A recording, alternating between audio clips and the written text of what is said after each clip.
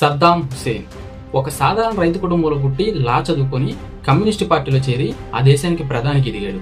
కేవలం రాత్రికి రాత్రే మోస్ట్ వాంటెడ్ క్రిమినల్ ఇన్ ఇరాక్గా మారాడు.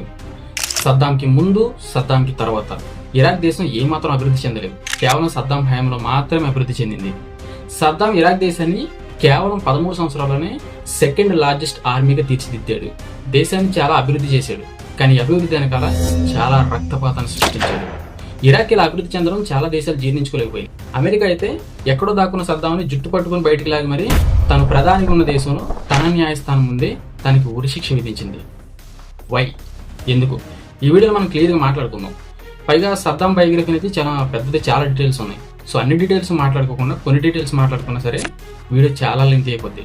కాబట్టి నేను 2 పార్ట్లుగా డివైడ్ చేద్దాం అనుకున్నాను. Saddam rising, Saddam downfall. So ఇప్పుడు మనం మాట్లాడకపోతే సద్దాం రైజింగ్ గురించి. అలానే నేను ఈ వీడియోలో మాట్లాడిన ప్రతి అంశానికి సంబంధించిన లింక్స్ అనేవి డిస్క్రిప్షన్లో ఇస్తాను. అంటే ఒకవేళ నేను చెప్పేది అబద్ధం అని చెప్పేసి మీరు అనుకుంటే డిస్క్రిప్షన్లో లింక్ ఉంటుంది, అక్కడికి వెళ్ళి క్లిక్ చేసి చదువుకోండి. చదువుకున్న తర్వాత క్రాస్ చెక్ చేసుకోండి. ఓకే, అయితే వీడియోలోకి వెళ్ళి నాది వచ్చిన రిక్వెస్ట్, ఇప్పటివరకు మీరు ఎవరైనా మన ఛానల్ సబ్స్క్రైబ్ చేయకండి, వెంటనే సబ్స్క్రైబ్ చేయండి. అలానే పక్కన కన్సెంట్ వస్తుంది, ఆన్ చేసి పెట్టుకోండి. ఎందుకంటే ఇలాంటి ఇంట్రెస్టింగ్ టాపిక్స్ షేర్ చేసినా సరే మీకే ఫస్ట్ టైం నోటిఫికేషన్ రూపంలో వస్తుంది. Don't forget subscribe button, bell icon. అలానే ఈ వీడియోని ఇస్తే లైక్ చేయండి, వీలైతేనే షేర్ చేయండి. Let's get into the video. 1937 ఇరాక్లోని టిక్రిడి ప్రాంతం దగ్గర అల్ అజాన్ ఒక ప్రాంతం ఉంది. అక్కడ హుసేన్ అబ్ అల్ మజాద్ అనే ఒక గొర్రెలు పెంచుకునే వ్యక్తి ఒకడు ఉన్నాడు అనమాట. ఆ వ్యక్తి భార్య పేరే సుభా తలఫ్. ఆమె గర్భవతి. ఆమెకి తొందరలోనే డెలివరీ అవ్వాల్సి ఉంది, తొందరలోనే డెలివరీ అవుద్ది కూడా. కానీ కారణం ఏంటో తెలియదు. కానీ ఒక వ్యాధి సోకడం వల్ల అబ్ అల్ మజీద్ చనిపోయాడంట. సో తన భర్త చనిపోవడం, పైగా చాలా పేద కుటుంబం అవడంతో పుట్టే బిడ్డని ఎలా పెంచాలని చెప్పేసి ఆమె చాలా డిప్రెషన్కి వెళ్ళిపోయింది. చివరికి డెలివరీ డేట్ రానే వచ్చింది. ఒక మగ బిడ్డకి జన్మనిచ్చింది. ఆ బిడ్డకి సద్దాం హుసేన్ అల్ మజీద్ అల్ అని పేరు పెట్టింది. బహుశా ఆమె అప్పుడు అనుకుని ఉండదేమో ఈ పేరు ప్రపంచం మొత్తం ఉంటుందని. చాలా పేద కుటుంబం, అలాంటి చాలా పేద ప్రాంతం. సో ఆ బిడ్డని పెంచడానికి ఆమె చాలా కష్టాలు పడింది. అక్కడెక్కడ పనులు చేసుకుంటూ వాళ్ళతో మాటలు పడుతూ చాలా కష్టాలు పడింది. చివరికి 1940లో సుభా తలఫ్ వాళ్ళ అన్నయ్య, అంటే సద్దాం హుసేన్ వాళ్ళ మామయ్య ఖైరుల్లా తలఫ్, సుభా తలఫ్కి రెండో పెళ్లి చేసి 3 సంవత్సరాల వయసున్న సద్దాం హుసేన్ తీసుకొని బగ్దాద్కి వెళ్ళిపోయాడు. ఖైరుల్లా తలఫ్ బగ్దాద్లో ఒక ఆర్మీలో పనిచేసేవాడు. ఈ ఆర్మీ ఏంటంటే అప్పట్లో ఇరాక్ అనేది రాజుల పరిపాలన ఉండేది. ఆ రాజుల పరిపాలన హాష్మిడ్ డైనస్టీ అంటారు. ఆ రాజులు ఒక ఆర్మీని క్రియేట్ చేసుకుని ఇరాక్ని పరిపాలిస్తూ ఉండేవాళ్ళు. ఆ ఆర్మీలో వన్ ఆఫ్ ది మెంబరే ఖైరుల్లా తలఫ్, సద్దాం వాళ్ళ మామ. ఇరాక్లో ఈ రాజుల పరిపాలన ఎలా ఉండేదంటే, అంటే రాజులు వంశపారంపర్యంగా ఒకరి తర్వాత ఒకరు కుటుంబం, అంటే వంశపారంపర్యంగా వెళ్తూ ఉంటారు కదా, అలా అబ్దుల్ ఇలాహ్ అనే వ్యక్తి ఇరాక్కి రాజు అయ్యాడు. ఈ అబ్దుల్ ఇలాహ్ అనే వ్యక్తి బ్రిటిష్కి పప్పెట్ డాగ్ అనమాట. అంటే బ్రిటిష్ వాళ్ళు ఎట్లా చెప్తే అట్లా ఆడేవాడు, ఎలా చెప్తే అలా అయినవాడు, ఏం చెప్తే చేసేవాడు. ఎందుకంటే ఇరాక్లో అప్పటికి బ్రిటిష్ ప్రభుత్వం ఇరాక్ హయాంలో ఉండేది, ఇరాక్ పరిపాలించేది. సో ఇరాక్ యొక్క ఆయిల్, అడ్మినిస్ట్రేషన్, ఆర్మీ మొత్తం బ్రిటిష్ వాళ్ళ చేతిలోనే ఉండేది. అయితే అప్పుడు ఇరాక్ ఆర్మీలో ఉండే చాలా మందికి ఈ పద్ధతి అసలు నచ్చలేదు, ఈ పరిపాలన అసలు ఒప్పుకునేవాళ్ళు కాదు. అందుకోసం చెప్పేసి కొంతమంది ఆఫీసర్స్ బయటకు వచ్చేసి ది గోల్డెన్ స్క్వేర్ గ్రూప్ అని చెప్పేసి ఒక గ్రూప్ అయితే క్రియేట్ చేశారు. ఆ గ్రూప్ లో one of the member Saddam వాళ్ళ మామ ఖైరుల్లా తలఫ్. 1940 ఈ గోల్డెన్ స్క్వేర్ గ్రూప్ బయటకు వచ్చేసిన తర్వాత హాష్మైట్, అంటే బ్రిటిష్ వాళ్ళ పప్పెట్ గవర్నమెంట్ పైన చాలా తిరుగుబాటు చేశారు, చాలా వ్యతిరేకతను చూపించారు, చాలా ప్రొటెస్ట్ చేసిన తర్వాత 1940లో బ్రిటిష్ పప్పెట్ గవర్నమెంట్ తీసేసి ఈ గోల్డెన్ స్క్వేర్ గ్రూప్ అనేది ఇరాక్ లో అధికారంలోకి వచ్చింది, అంటే రూలింగ్ లోకి వచ్చింది. కానీ ఈ విషయం ఏమాత్రం బ్రిటిష్ వాళ్ళకి నచ్చలేదు. సో అందుకోసం అని చెప్పేసి చాలా కొద్ది నెలల్లోనే, అంటే 1941 మేలో బ్రిటిష్ ఆర్మీ మొత్తం ఇరాక్ లోకి వచ్చి ఈ గోల్డెన్ స్క్వేర్ గ్రూప్ మెంబర్స్ అందరినీ అరెస్ట్ చేసి జైల్లో పెట్టి మళ్ళా ఇరాక్ ని తీసుకెళ్లి హాష్మైట్ రాజులకి అయితే అప్పచెప్పింది. మళ్ళా ఇరాక్ ని దోసుకోవడం మొదలు పెట్టింది. అలా గోల్డెన్ స్క్వేర్ గ్రూప్ లో అరెస్ట్ అయిన వాళ్ళలో సద్దాం హుసేన్ వాళ్ళ మామ ఖైరుల్లా తలఫ్ కూడా ఒకడు ఉన్నాడు అనమాట. సో సద్దాం వాళ్ళ మామ అరెస్ట్ అవడంతో ఉన్నట్టు ఒకసారిగా సద్దాం హుసేన్ ఒంటరివాడు అయిపోయాడు. సో ఏం చేయాలో తెలియని పరిస్థితుల్లో సద్దాం వాళ్ళ అమ్మ, అంటే రెండో పెళ్లి చేసుకుని వెళ్ళిపోయిందని చెప్పాను కదా, వాళ్ళ అమ్మ వచ్చి రెండో పెళ్లి చేసుకుని వెళ్ళిపోయిన అదే స్టెప్ డాడీ దగ్గరికి అయితే తీసుకెళ్లిపోయింది. సద్దాం హుసేన్ కి అసలు కష్టాలు ఇక్కడి నుంచే మొదలయ్యాయి. ఏంటంటే సద్దాం హుసేన్ వాళ్ళ స్టెప్ డాడీ, అంటే రెండో నాన్న, సద్దాం హుసేన్ ని మామూలు టార్చర్ చేసేవాడు కాదు, సరిగ్గా తిండి పెట్టేవాడు కాదు, చదువుకుంటానని చదువుకొని ఇచ్చేవాడు కాదు, పనికి వెళ్ళి డబ్బులు తీసుకురమ్మనేవాడు. తన వయసు చాలా చిన్నదవడంతో ఎవరు పనిలో పెట్టుకోపోయేసరికి దొంగతనాలు చేయమనేవాడు. అప్పుడు సద్దాం వయసు కేవలం 4 సంవత్సరాలు మాత్రమే. ఈ స్టెప్ డాడ్ ప్రభావం సద్దాం మీద ఎంత ఎలా పడిందంటే తన మైండ్ బ్రూటల్ మైండ్ గా మార్చేసింది. ఇంచుమించు టార్చర్ని సద్దాం 6 సంవత్సరాలు అనుభవించాడు. తర్వాత 1947 సద్దాం వాళ్ళ మామ ఖైరుల్లా తలఫ్ జైలు నుంచి రిలీజ్ అయ్యాడు. ఈ విషయం తెలుసుకున్న సద్దాం హుసేన్ వాళ్ళ అమ్మ, అంటే తీసుకొచ్చి పెట్టుకున్న స్టెప్ డాడ్ ఉన్నారు కదా, వాళ్ళ ఇంటి దగ్గర నుంచి పారిపోయి సద్దాం వాళ్ళ మామ ఖైరల తలబ్ దగ్గరికి అయితే చేరుకున్నాడు. ఇక్కడి నుంచి సద్దాం లైఫ్ అంతా వాళ్ళ మామ దగ్గర గడిచిపోయింది. ఎప్పుడైతే సద్దాం వాళ్ళ మామ దగ్గరికి వచ్చాడో వాళ్ళ మామ అల్ ఖరక్ అని ఒక స్కూల్లో జాయిన్ చేశాడు. ఆ స్కూల్లో చదువుకుంటూనే ఖాళీ టైంలో డబ్బులు సంపాదించేవాడు. లైక్ సిగరెట్లు అమ్ముకుంటూ, న్యూస్ పేపర్లు అమ్ముకుంటూ, ఇట్లా చాలా పనులు చేసేవాడు. చిన్న చిన్న పనులన్నీ చేసుకుంటూ డబ్బులు సంపాదించుకుంటూ చదువుకునేవాడు. ఎక్కువ శాతం సద్దాం హుసేన్ వాళ్ళ మామతో గడిపేసరికి వాళ్ళ మామ దగ్గర ఉండే నేషనలిజం, రెవల్యూషన్ అంతా సద్దాం కూడా అభ్యసింది అనమాట. సద్దాం కూడా అవి బాగా అట్రాక్ట్ చేసింది సద్దాంని. అలానే సద్దాం వాళ్ళ మామ ఖైరల తలబ్ లక్ష్యం కూడా ఒకటే, మిడిల్ ఈస్ట్ కంట్రీస్ అన్నింటిని ఏకం చేసి ఒకటే జెండాగా, ఒకటే పాలనగా, ఒకటే పాలకుడుగా ఉండాలి. అది ఇరాక్ అయి ఉండాలి. దీనికోసం అని చెప్పేసి ఎక్కువ చర్చలు చేసేవాడు, ఎక్కువగా ప్రొటెస్ట్లు చేసేవాడు. ఈ విషయాలన్నీ దగ్గర నుంచి చూస్తున్న సద్దాం పైన ఈ ప్రభావం ఎంత పడిందంటే సద్దాం వాళ్ళ మామని ఒక హీరోలో ఊహించుకునేవాడు, ఒక రోల్ మోడల్ తీసుకున్నాడు అనమాట. 1954 సద్దాం వాళ్ళ మామ సద్దాంని ఆర్మీలో జాయిన్ చేయించడం కోసం అని చెప్పేసి ఆర్మీ ఎంట్రీ ఎగ్జామ్ అయితే రాపించాడు. కానీ సద్దాం అందులో ఫెయిల్ అయిపోయిన తర్వాత యూనివర్సిటీ ఆఫ్ బగ్దాద్లో లా చదవడానికి అడ్మిషన్ తీసుకున్నాడు. లా కాలేజీలో జాయిన్ అయ్యాడు. కానీ అంతకంటే ముందే, అంటే సద్దాం స్టూడెంట్గా ఉన్న టైంలో, అంటే ఇంతకు ముందు చదివిన కాలేజీ లాట్లో స్టూడెంట్ లీడర్గా ఎదిగాడు. కొంతమంది స్టూడెంట్స్ని, కొంతమంది వీధి రౌడీలు, గుండాలు ఉంటారు కదా, వాళ్ళందరినీ పోగేసుకొని బ్రిటిష్ పప్పెట్ గవర్నమెంట్కి ఎవరైతే సపోర్ట్ చేస్తుంటారో, ఎవరైతే వాళ్ళ మాటను అనుసరిస్తూ వాళ్ళ అడుగుజాడలు నడుస్తారో, వాళ్ళు పెద్ద బిజినెస్ మ్యాన్ అయినా సరే, చిన్న బిజినెస్ మ్యాన్ అయినా సరే, కామన్ మ్యాన్ అయినా సరే, వాళ్ళని కొట్టడం, వీలైతే చంపడం చేసేవాళ్ళు. ఎందుకంటే చిన్నప్పటి నుంచి కూడా వాళ్ళ మామ దగ్గర సద్దాం హుసేన్కి రెవల్యూషన్ బాగా అలవాటైపోయింది. సో సద్దాం యొక్క రెవల్యూషన్కి ఆజ్యం పోస్తూ 1947లో మిడిల్ ఈస్ట్ కంట్రీ అయిన సిరియాలో బాత్ పార్టీ అని చెప్పేసి ఒక కమ్యూనిస్ట్ పార్టీ పుట్టుకొచ్చింది. ఈ పార్టీ సిద్ధాంతం కూడా ఒకటే, మిడిల్ ఈస్ట్ కంట్రీస్ అన్ని ఏకమయ్యి ఒకటే విధంగా ట్రేడ్ చేసుకోవాలి, అన్ని కలిసిమెలిసి ఒకే రకంగా ఒకే తాటిపై నడవాలి. సో బాత్ పార్టీలో ఈ సిద్ధాంతాలు ఉండడం వల్ల మిడిల్ ఈస్ట్ కంట్రీస్ అన్నింటిలో బాత్ పార్టీ చాలా తక్కువ టైంలో ఫేమస్ అయిపోయింది. ఈజిప్ట్, సౌదీ అరేబియా, ఇరాక్, ఇలా చాలా దేశాలు ఫేమస్ అయిపోయింది. సో 1955 బాత్ పార్టీ ఇరాక్లో ఒక బ్రాంచ్ని అయితే ఓపెన్ చేసింది. ఎప్పుడైతే 1955లో బాత్ పార్టీ ఇరాక్లో ఒక బ్రాంచ్ని ఓపెన్ చేసిందని తెలిసిందో సద్దాంకి బాత్ పార్టీ యొక్క సిద్ధాంతాలు బాగా నచ్చి బాత్ పార్టీలో జాయిన్ అవ్వాలని చెప్పి అప్పటి వరకు చదువుతున్న లా కాలేజీలో డ్రాప్ అవుట్ అయ్యి బాత్ పార్టీలో జాయిన్ అయ్యాడు. బాత్ పార్టీలో జాయిన్ అయిన మొదట్లో బాత్ పార్టీ తరఫున జరిగే కొన్ని మీటింగ్లకి, ప్రొటెస్ట్లకి మెయిన్ హెడ్గా ఉండేవాడు అనమాట. అంటే పార్టీలో అన్ని విషయాల్లో చాలా యాక్టివ్గా ఉండేవాడు. కాబట్టి పార్టీలో చాలా తొందరగా పైకి ఎదిగిపోయాడు. దాదాపు బాత్ పార్టీ ఇరాక్లోకి వచ్చిన 3 సంవత్సరాల పాటు బ్రిటిష్ పప్పెట్ గవర్నమెంట్కి బాత్ పార్టీకి చాలా ప్రొటెస్టులు జరిగినాయి, చాలా యుద్ధాలు జరిగినాయి. కానీ ఎవరు ఊహించిన విధంగా 1958లో ఆర్మీ ఆఫీసర్ అయిన జనరల్ అబ్దుల్ కరీం కాసిం, అలానే కల్నల్ అబ్దుల్ ఆరిఫ్ ఇద్దరు కలిసి ప్రీ ఆఫీసర్స్ అని చెప్పేసి ఒక గ్రూప్ అయితే క్రియేట్ చేశారు. ఈ గ్రూప్ అప్పట్లో బ్రిటిష్ అరాచకాలను అనగదొక్కుతూ బ్రిటిష్ పప్పెట్ గవర్నమెంట్ని తీసేసి మొట్టమొదటిసారిగా ప్రీ ఆఫీసర్స్ అని చెప్పేసి ఒక గ్రూప్ అయితే ఇరాక్లో పవర్లోకి వచ్చింది. అప్పుడు Iraq పీఎంగా Abdul Karim Kasim, deputy పీఎంగా Abdul Arif ఇద్దరు కలిసి ఇరాక్ను రూల్ చేయడం స్టార్ట్ చేశారు. సో వీళ్ళిద్దరికీ బాత్ పార్టీ చాలా సపోర్ట్ చేసింది. ఎందుకంటే వీళ్ళ సిద్ధాంతాలు కూడా ఒకటే, మిడిల్ ఈస్ట్ కంట్రీస్ అన్ని, అంటే మిడిల్ ఈస్ట్ అరబ్ కంట్రీస్ అన్ని ఒక్కటిగా నడవాలి, ఒకే మాట మీద ఉండాలి. అమెరికాకి అటు బ్రిటిష్ వాళ్ళకి ఏ మాత్రం సపోర్ట్ చేయకూడదు, మన ట్రేడ్ మనమే చేసుకోవాలని చెప్పేసి ఒక సిద్ధాంతంతో బయటకు వచ్చింది. సో ఈ సిద్ధాంతాలు కూడా బాత్ పార్టీలో ఉన్న సద్దాం హుసేన్కి వాళ్ళందరికీ నచ్చడంతో బాత్ పార్టీ కూడా వీళ్ళకి బాగా సపోర్ట్ చేసింది.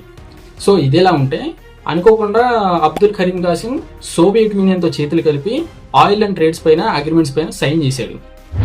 ఎప్పుడైతే సోవియట్ యూనియన్తో అగ్రిమెంట్స్ జరిగినాయో బ్రిటిష్ ప్రభుత్వం అనేది, అంటే బ్రిటిష్ వాళ్ళు అక్కడ ఇరాక్లో రూల్ చేస్తున్నారు కదా అప్పటికే, ఆ రూలింగ్ అనేది కొద్ది కొద్దిగా తగ్గించుకుంటూ బ్రిటిష్ వాళ్ళు వెనక తగ్గడం స్టార్ట్ చేశారు. ఎప్పుడైతే అగ్రిమెంట్ జరిగిందో సోవియట్ యూనియన్ కొద్ది కొద్దిగా ఇరాక్లోకి ఎంటర్ అవ్వడం స్టార్ట్ చేసింది. ఈ విషయం బాత్ పార్టీకి చాలా లేట్గా తెలిసింది. ఎప్పుడైతే బాత్ పార్టీకి ఈ విషయం తెలిసిందో బాత్ పార్టీ వాళ్ళు అబ్దుల్ కరీం కాసిం పైన వ్యతిరేకత చూపించేవాళ్ళు, ప్రొటెస్టులు చేసేవాళ్ళు, ఆ అగ్రిమెంట్ క్యాన్సిల్ చేసుకోమని ప్రెషర్ తీసుకొచ్చేవాళ్ళు. అలానే డిప్యూటీ ప్రైమ్ మినిస్టర్ అయిన అబ్దుల్ ఆరిఫ్ కూడా అగ్రిమెంట్ పైన, అంటే సోవియట్ యూనియన్తో అగ్రిమెంట్ చేసుకోవడం తనకు కూడా ఏమాత్రం ఇష్టం లేదు, తను కూడా వ్యతిరేకించారు. అలానే ఎక్కడ ఉన్న అమెరికా కూడా ఈ అగ్రిమెంట్స్ పైన ఆగ్రహాన్ని వ్యక్తం చేసింది. ఎందుకంటే ప్రపంచంలోనే 2వ అతిపెద్ద ఆయిల్ రిసోర్సెస్ ఉన్న కంట్రీ ఇరాక్. ఇప్పటిదాకా అమెరికా ఇరాక్లో ఉన్న సగం పైన ఆయిల్ రిసోర్సెస్ పైన ఏకచక్రాధిపత్యాన్ని కొనసాగించింది అనమాట. అంటే పేరుకే ఇరాక్లో ఆయిల్ రిసోర్సెస్ ఉన్నాయి సొంతవి, కానీ ఇరాక్కి ఓనర్షిప్ మాత్రం అమెరికా, బ్రిటన్, ఫ్రాన్స్ చేతిలో ఉండేవి.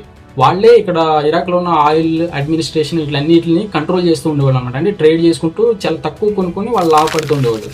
ఎప్పుడైతే సోవియట్ యూనియన్ ఇరాక్లోకి ఎంటర్ అయిందో అమెరికా ఆటలు సాగవు కాబట్టి అమెరికా ఒక కొత్త ప్లాన్తో ముందుకు వచ్చింది. 1959 అమెరికాలోని సిఐఏ, అంటే అమెరికా సీక్రెట్ ఇంటెలిజెన్స్ ఏజెన్సీ ఉంటుంది కదా, ఆ సిఐఏ బాత్ పార్టీ 2 కలిసి ఒక ప్లాన్ అయితే చేసినాయి. ఏంటంటే అబ్దుల్ కరీం కాసిం చంపేయాలి. సో అంత సత్తా ఉన్న వ్యక్తి ఎవరైనా ఇతగ్గా బాత్ పార్టీలో చాలా మోనార్క్గా చాలా యాక్టివ్గా కనిపించిన సద్దాంని ఎంచుకున్నారు. సో సద్దాంకి యుఎస్ఎస్సిఐకి మొట్టమొదటిసారికి ఒక మీటింగ్ జరిగింది. బహుశా అప్పుడు సద్దాం అనుకున్నాడేమో, చివరికి అమెరికా నన్ను కలుగులోంచి బయటకు లాక్కొచ్చి మరి న్యాయస్థానం ముందే నన్ను ఊరు తీపిస్తుంది అని చెప్పేసి అనుకోని ఉన్నాడు. సో వాళ్ళతో చేతులు కలిపాడు. ఇంచుమించు 3-4 మీటింగ్లు జరిగిన తర్వాత ఒక పక్కా ప్లానింగ్ అయితే వేశారు. ఒక 6 టీంతో కలిసి Saddam Hussein prime minister convoy పైన, అంటే అబ్దుల్ కరీం కాసిం కాన్వే పైన అటాక్ చేసి అబ్దుల్ కరీం కాసిం చంపేయాలి. So 7th October 1959 Abdul Karim Qasim convoy పైన ఒక 6 గ్యాంగ్ తోటి సద్దాం హుసేన్ అటాక్ చేశాడు గన్స్ తోటి. సో యథావిధిగా అవతల కూడా అంటే కాన్వే దగ్గర కూడా కొంతమంది గార్డ్స్ సెక్యూరిటీ ఉంటారు కదా, వాళ్ళు కూడా తిరిగి సద్దాం హుసేన్ పైన అంటే వీళ్ళ గ్యాంగ్ పైన తిరిగి ఫైర్ చేయడం స్టార్ట్ చేశారు. ఆ ఫైరింగ్లో సద్దాం హుసేన్కి కాలుకి ఒక బుల్లెట్ తగిలింది, అబ్దుల్ కరీం కాసిం కూడా ఒక బుల్లెట్ తగిలింది కానీ చనిపోలేదు. సో ఈ విషయం తెలుసుకున్న సద్దాం హుసేన్ అక్కడి నుంచి పరారైపోయాడు. సో వెంటనే అబ్దుల్ కరీం కాసిం హాస్పిటల్లో జాయిన్ చేశారు. హాస్పిటల్ బెడ్ పైన అబ్దుల్ కరీం కాసిం రాత్రికి రాత్రే సద్దాం హుసేన్ ఒక మోస్ట్ వాంటెడ్ క్రిమినల్ అని చెప్పేసి ఇరాక్ ఆర్మీతో ఎరికించడం మొదలుపెట్టింది. సో బాత్ పార్టీ వెంటనే సద్దాం హుసేన్ని ఇల్లీగల్గా సిరియాలోకి తరలించి అక్కడి నుంచి ఈజిప్ట్కి షిఫ్ట్ చేసింది. అయితే ఈజిప్ట్కి వెళ్ళిన సద్దాం హుసేన్ అక్కడున్న సిఐఏ అంటే అమెరికా సిఐఏతో కలిసి బాత్ పార్టీని ఇరాక్లో మరింత బలం చేయడం కోసం చెప్పేసి చాలా ప్రయత్నాలు అయితే చేశాడు. ప్రయత్నాలు కూడా ఫలించే బాత్ పార్టీ చాలా బలంగా తయారైంది కూడా. 1962 ఈజిప్ట్లోని కైరోలో కాలేజీలో సద్దాం హుసేన్ లా చదవడం కోసం అడ్మిషన్ తీసుకున్నాడు. అదే సంవత్సరం తన మామ కూతురితో పెళ్లి కూడా జరిగింది. ఈ టైం గ్యాప్లోనే multiple plottings and multiple plannings తర్వాత 8 ఫిబ్రవరి 1963లో America CIA, Baath party, free officers వీళ్ళందరూ కలిసి అప్పుడు ఇరాక్ పిఎంగా ఉన్న అబ్దుల్ కరీం కాసింని గన్తో కాల్చి చంపేశారు, పక్కా ప్లాన్ వేసి. సో ఈ అబ్దుల్ కరీం కాసిం చంపడంలో కీలక పాత్ర పోషించి మాత్రం అబ్దుల్ ఆరిఫ్. సో తన పక్కనే ఉంటూ తన ప్లానింగ్స్ అన్ని తెలుసుకుని తనే పక్కడబందీగా ప్లాన్ చేసి యుఎస్ఏ తోటి, బాత్ పార్టీ తోటి, ఫ్రీ ఆఫీసర్స్ తోటి కలిసి చాలా చాకచక్యంగా చంపించేశాడు. సో 1963లో బాత్ పార్టీ ఇరాక్లో అధికారంలోకి వచ్చింది.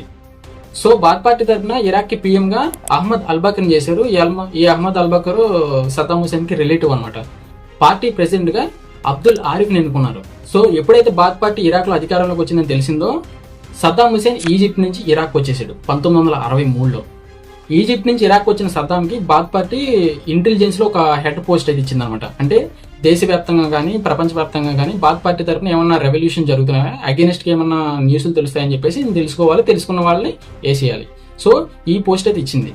కానీ బాత్ పార్టీ ప్రెసిడెంట్ అల్బకర్కి అబ్దుల్ ఆరిఫ్కి ఇద్దరికి క్రాష్ వచ్చింది. ఎందుకంటే అబ్దుల్ ఆరిఫ్కి ప్రైమ్ మినిస్టర్ అవ్వాలని కోరుకున్నది.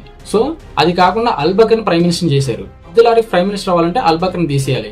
కాబట్టి అల్బకర్కి ఇద్దరికి మధ్యలో మాటల్లో చాలా క్రాషెస్ వచ్చి చాలా గొడవలు జరిగినాయి. ఈ గొడవలు చాలా కొద్ది టైంలో, అంటే పార్టీ పవర్లోకి వచ్చిన చాలా కొద్ది టైంలోనే, కొద్ది నెలల్లోనే చాలా విపరీతంగా పెరిగిపోయి చివరికి అబ్దుల్ ఆరిఫ్కి ఆర్మీలో చాలా బ్యాక్గ్రౌండ్ ఉండడంతో బాత్ పార్టీని ఇరాక్ నుంచి సస్పెండ్ చేసి ఇరాక్లో అంటే బాత్ పార్టీలో ఉన్న ప్రతి ఒక్కరిని అరెస్ట్ చేయించి జైల్లో పెట్టించాడు.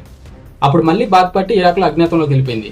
18 నవంబర్ 1963లో బాత్ పార్టీ అజ్ఞాతంలోకి వెళ్ళిపోయిన తర్వాత ఇరాక్ దేశానికి ప్రెసిడెంట్గా అబ్దుల్ ఆరిఫే నిలబడి తన ప్లేస్లో, అంటే ప్రధాని ప్లేస్లో తను చెప్పినట్టుగా వినే తాహిర్ యాహ్యా అనే, అంటే ఈయన పేరు కరెక్ట్గా తెలియట్లేదు, తాహిర్ అనే వ్యక్తిని పిఎంగా చేశాడు అనమాట. సో కొన్ని సంవత్సరాల పాటు బ్రిటిష్ గవర్నమెంట్ ఎదిరిస్తూ అలానే అమెరికా మాటలు లెక్క చేయకుండా అబ్దుల్ ఆరిఫ్ ఇరాక్ని రూల్ చేశాడు. అలానే బాత్ పార్టీ వాళ్ళందరూ కూడా పార్టీతో సహా సస్పెండ్ అయిపోయి జైల్లో ఉన్నారు. ఈ విషయాన్ని అమెరికా చాలా సీరియస్గా తీసుకుంది. 1966 అబ్దుల్ ఆరిఫ్ని ఫ్లైట్లో వెళ్తుండగా తన ఫ్లైట్ క్రాష్ చేయించి తను చంపించేసింది. ఎందుకంటే అప్పటిదాకా అమెరికా మాట అబ్దుల్ ఆరిఫ్ అసలు లెక్కే చేయలేదు. సో అమెరికాకి ఇరాక్లో తను చెప్పినట్టుగా వినే ఒక గవర్నమెంట్ రావాలి, అది బాత్ పార్టీ సద్దాం హుసేన్ అయితే వింటాడని చెప్పేసి బాత్ పార్టీని మళ్ళా పవర్లోకి తీసుకురావాలనుకుంది. అయితే అప్పటికే బాత్ పార్టీ తరఫున అందరూ జైల్లో ఉండేసరికి అది కుదరలేదు. ఎప్పుడైతే జైల్లో ఉన్న సద్దాంకి అబ్దుల్ ఆరిఫ్ చనిపోయిన విషయం తెలిసిందో జైల్లోకి వచ్చి ఒక వ్యాన్ డ్రైవర్తో డీల్ కుదుర్చుకున్నాడు.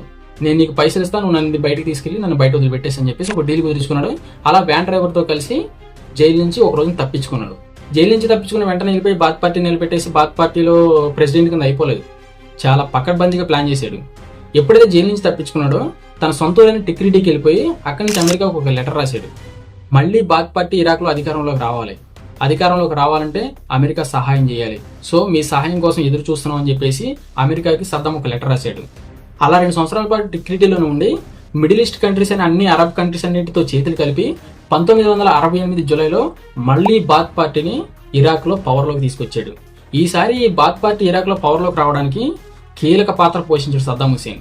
సో అప్పుడు సద్దాం హుసేన్ ఫస్ట్ లో బాత్ పార్టీ అధికారంలోకి వచ్చినప్పుడు అహ్మద్ అల్బకర్ని పిఎం గా చేశాడు కదా, సేమ్ మళ్ళీ అదే అహ్మద్ అల్బకర్ని పిఎం గా చేసి పిఎం కుర్చీలో కూర్చోబెట్టి సెకండ్ పవర్ఫుల్ పోస్ట్ అయిన revolution commando councillor RCC chairman గా కుర్చీ ఎక్కాడు. పేరుకే అహ్మద్ అల్బకర్ పిఎం అయినప్పటికీ పవర్స్ అన్ని సద్దాం హుసేన్ చేతిలో ఉండేవి. ఎప్పుడైతే సద్దాం హుసేన్ పదవిలోకి ఎక్కాడో ఇరాక్ ఒక నవశకాన్ని చూసింది, చాలా అభివృద్ధిని చూసింది. చాలా స్కూల్స్ కట్టించాడు, ఫ్రీ హాస్పిటల్స్ కట్టించాడు, పేదలకు చాలా సాయం చేశాడు, వ్యవసాయాన్ని ప్రోత్సహించాడు, క్రూడ్ ఆయిల్ నేషనలిజం చేశాడు, ఎన్నో దేశాలపై యుద్ధం చేశాడు, ఆ దేశాల సంపద అంతా దోచుకున్నాడు. ఇలా చాలా చేసి ఇరాక్ని ఆర్థికంగా మెరుగుపరిచాడు అనమాట. సో ఇక్కడే ఇరాక్ నవశకాన్ని చూసింది. చివరికి ఒక సామెత ఉంటుంది కదా, ఎన్నో బర్రెలు తిన్నా రాబందైనా ఒక గాలివానికి చచ్చిపోవాలి కొట్టుకోలేదు ఉంటుంది కదా సామెత. సేమ్ సద్దాం హుసేన్ లైఫ్ లో కూడా అట్లా జరిగింది. ఎంత వేగంగా ఎదిగాడో అంతే వేగంగా జారిపోయాడు. ఎంత ఎత్తేదడానికి ఈ పవర్లోకి రావడానికి ఎంత రక్తపాతం సృష్టించాడో పవర్లోకి వచ్చిన తర్వాత అంతకంటే డబుల్ రక్తపాతం సృష్టించాడు, అంతకంటే ఎక్కువ అరాచకాలు చేశాడు. ఈ అరాచకాలకి సద్దాం హుసేన్ ఇద్దరు కొడుకులు తోడయ్యారు. కానీ అమెరికా అంత తేలిక వదలదు కదా. అంటే ఇప్పటిదాకా సద్దాంని ఇరాక్లో కుర్చీలో కూర్చోబెట్టి ఇరాక్లో ఉన్న సంపదనంతా దోచుకోవాలి, సద్దాంని ఎట్లా చెప్తే అట్లా ఆడేలా తయారు చేసుకోవాలని చెప్పేసి, అంటే ఒక పప్పెట్లో తయారు చేసుకోవాలని చెప్పేసి ఒక గేమ్ ఆడింది అమెరికా. కానీ ఇక్కడి నుంచి సద్దాం హుసేన్ చంపడం కోసం గేమ్ స్టార్ట్ చేసింది. ఎందుకంటే చెప్తా నెక్స్ట్ వీడియో, అంటే సద్దాం హుసేన్ డౌన్ఫాల్ అనే వీడియో చాలా ఇంట్రెస్టింగ్ ఉంటుంది. ఎందుకంటే ఇందులో America, Britain, Saudi Arabia, Kuwait, Iran ఇలా అన్ని దేశాలు మిక్స్ అయిపోయి సద్దాంని ఒంటరిగా చేసి సద్దాంని కలుగులోంచి బయటికి లాక్కొచ్చి తన న్యాయస్థానం ముందే, తన ప్రధాని ఉన్న దేశంలో తన న్యాయస్థానం ముందే తనని ఉరి తీపిచ్చింది. సో ఆ వీడియో చాలా ఇంట్రెస్టింగ్ ఉండబోతుంది. సో తప్పకుండా ఛానల్ సబ్స్క్రైబ్ చేసుకొని పక్కన గంట సింబల్ ఉంటుంది, దాన్ని ఆన్ చేసి పెట్టుకోండి. ఎందుకంటే నేను ఈ వీడియో పెట్టినప్పుడు వెంటనే మీకు నోటిఫికేషన్ రూపంలో వస్తుంది, దాన్ని చూసి మీరు ఇన్ఫర్మేషన్ తెలుసుకోవచ్చు. వీలైతే ఎవరికైనా షేర్ చేయొచ్చు. ఈ వీడియో నచ్చితే లైక్ చేయండి, వీలైతే షేర్ చేయండి. షేర్ చేయడం పెద్ద ప్రాబ్లం లేదు, కానీ లైక్ చేయడం మాత్రం మర్చిపోకండి. అలానే సబ్స్క్రైబ్ చేయడం మాత్రం మర్చిపోకండి. ఎందుకంటే మీరు సబ్స్క్రైబ్ చేయడం వల్ల నాకు ఒక బూస్ట్ ఉంటుంది అన్నమాట. ఈ వీడియో నుంచి మించు 24 గంటలు రికార్డింగ్ చేశాను, ఎవడో నమ్మడు. అప్పుడు ఇది 3వ రికార్డింగ్ చేసిన, 3వ కొద్దిగా మంచిగా అనిపించింది కాబట్టి ఈ వీడియోని రిలీజ్ చేస్తాను అనమాట. సో నా కష్టానికి తగ్గట్టు అయినా సరే మీరు ఒక సబ్స్క్రైబ్ అయితే చేసుకుంటారని చెప్పేసి నేను ఆశిస్తున్నాను. సో మళ్ళీ నెక్స్ట్ వీడియో కలుద్దాం. అంతవరకు సెలవు, బాయ్.